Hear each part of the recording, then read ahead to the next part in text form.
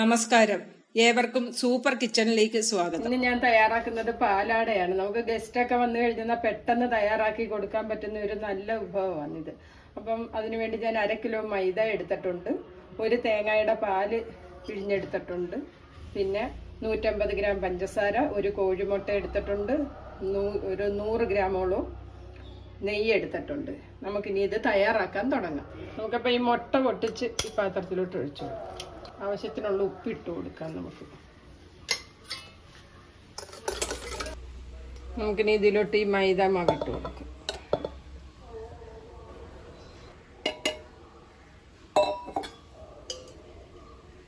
തേങ്ങാപ്പാൽ ഒഴിച്ചു എടുക്കാം, കുറച്ച് ഒഴിക്കാം.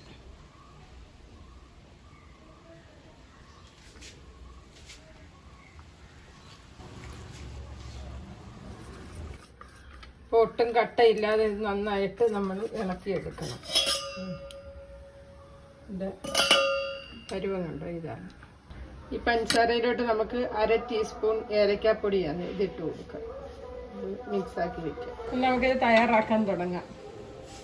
അല്പം നല്ലെണ്ണ തടവി കൊടുക്കണം പാനിലോട്ട്.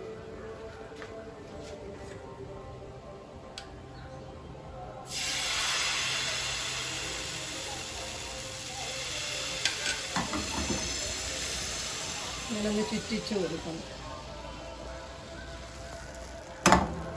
ഈ പരുവാകുമ്പോഴത്തേക്ക് അല്പം നെയ്യ് ഇതിൻ്റെ പുറത്തോട്ട് ഒഴിച്ചു കൊടുക്കും.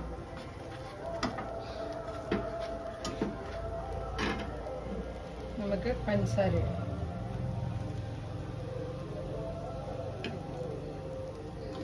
പഞ്ചസാര കഴിക്കാൻ പറ്റാത്തവരാണെന്നൊരു നെയ്യും പഞ്ചസാരയും കഴിക്കാൻ പറ്റാത്തവരാണെന്നൊരു ഇങ്ങനെ ചുട്ടെടുത്ത് ഏത് കറിയുടെ കൂടെ ഇത് കഴിക്കാം.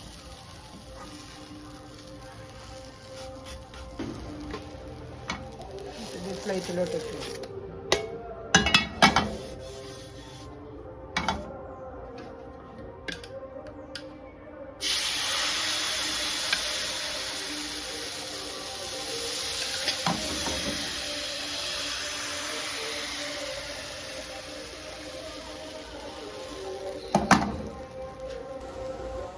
ഇതിലോട്ട് അല്പം നെയ്യ് ഒഴിച്ചു കൊടുത്ത് നെയ്യൊന്ന് തടവി കൊടുക്കും.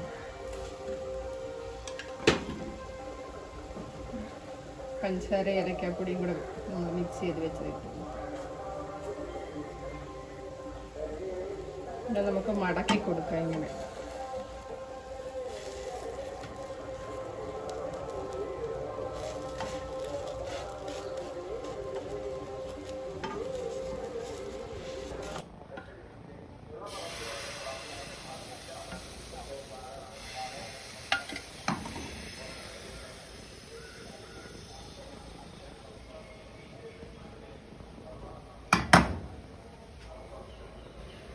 മീഡിയം ഫ്ലെയിമിൽ വെച്ച് വേണം ഇത് തയ്യാറാക്കാൻ. ഓവർ ചൂട് ആവശ്യമില്ല. മീഡിയം ഫ്ലെയിമിൽ വെച്ചിട്ട് തയ്യാറാക്കണം. ഇതുപോലെല്ലാം നമുക്ക് തയ്യാറാക്കി എടുക്കാം.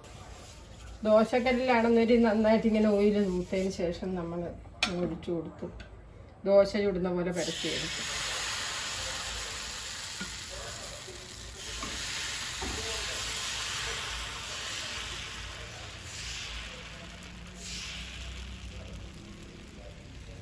ഇങ്ങനെ പരത്തിയങ്ങ് എടുത്താൽ മതി.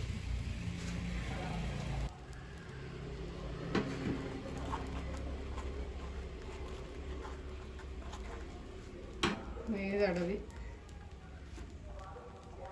കുറച്ച് പഞ്ചസാരയും കൂടി ഇട്ടിട്ടുണ്ട്.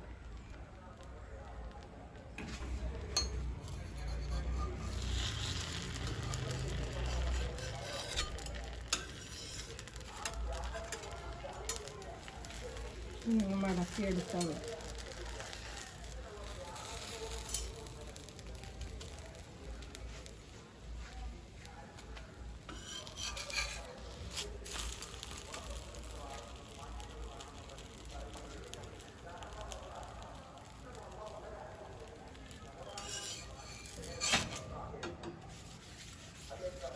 ഫ്രൈയിങ് പാനിലാണെങ്കിൽ ചുറ്റിച്ചെടുക്കുക. ദോശക്കല്ലാണെന്നൊരു ഇങ്ങനെ ഒഴിച്ചിങ്ങനെ ദോശ ചുടുന്ന ദോശ പരത്തിയെടുക്കാം.